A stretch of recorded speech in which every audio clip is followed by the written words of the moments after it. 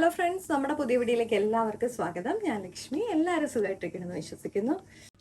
നമ്മുടെ ഇന്നത്തെ വീഡിയോ മല്ലിപ്പൊടി എങ്ങനെ വീട്ടിൽ തയ്യാറാക്കാമെന്നാണ്. അതിലൊരു സ്പെഷ്യൽ ടിപ്പും കൂടിയുണ്ട്. അപ്പം നമുക്ക് വീഡിയോയിലേക്ക് പോകാം. മല്ലിപ്പൊടി തയ്യാറാക്കാനായിട്ട് ഞാനിപ്പോൾ ഒരു 2 കപ്പാണ് ഞാനിപ്പോൾ എടുത്തേക്കുന്നത്.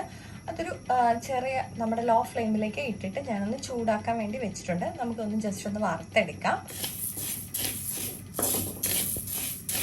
ലോ ഫ്ലെയിമിൽ ഇട്ട് വേണം നമ്മൾ ഇതുപോലെ ഒന്ന് വറുത്തെടുക്കാനായിട്ട്.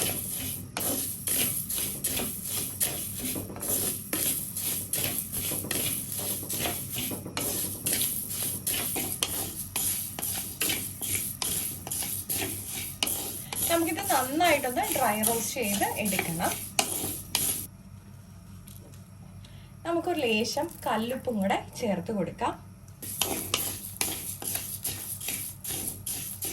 നമ്മളിങ്ങനെ കല്ലുപ്പും കൂടെ ചേർത്ത് വറുത്ത് പൊടിച്ച് വെക്കുകയാണെന്നുണ്ടെങ്കിൽ നമ്മുടെ മല്ലിപ്പൊടിക്കകത്ത് ഈർപ്പൊന്നും ഉണ്ടാവാതിരിക്കാൻ വേണ്ടിയിട്ട് വളരെ യൂസ്ഫുൾ ആണ്.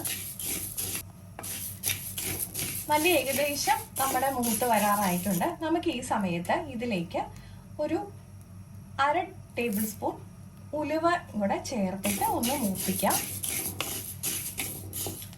ഉലുവ ചേർത്ത് നമ്മുടെ മല്ലിപ്പൊടി പൊടിച്ച് വെക്കുകയാണെന്നുണ്ടെങ്കിൽ നമ്മുടെ കറികളിലൊക്കെ മല്ലിപ്പൊടി ചേർക്കുമ്പോൾ ഒരു പ്രത്യേക ടേസ്റ്റ് ഉണ്ടാവും.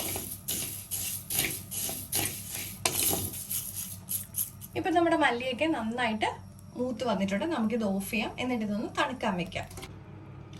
ഇപ്പോൾ മല്ലിയൊക്കെ നന്നായിട്ട് തണുത്തിട്ടുണ്ട്. നമുക്കിതൊന്ന് പൊടിച്ചെടുക്കാം.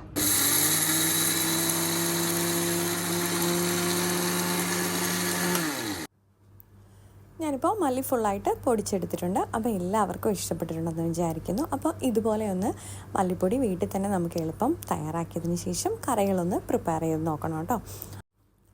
അതിനുശേഷം നമുക്കിതുപോലെയുള്ള എയർ ടൈറ്റ് കണ്ടെയ്നറിൽ ഇട്ട് സൂക്ഷിച്ച് വയ്ക്കാം. അപ്പോൾ ഇന്നത്തെ വീഡിയോ എല്ലാവർക്കും ഇഷ്ടപ്പെട്ടിട്ടുണ്ടെങ്കിൽ ലൈക്ക് ചെയ്യാനും ഷെയർ ചെയ്യാനും കമൻറ്റ് ചെയ്യാനും സബ്സ്ക്രൈബ് ചെയ്ത് സപ്പോർട്ട് ചെയ്യാനും മറക്കല്ലേ. മറ്റൊരു വീഡിയോ കാണും വരെ നന്ദി, നമസ്കാരം.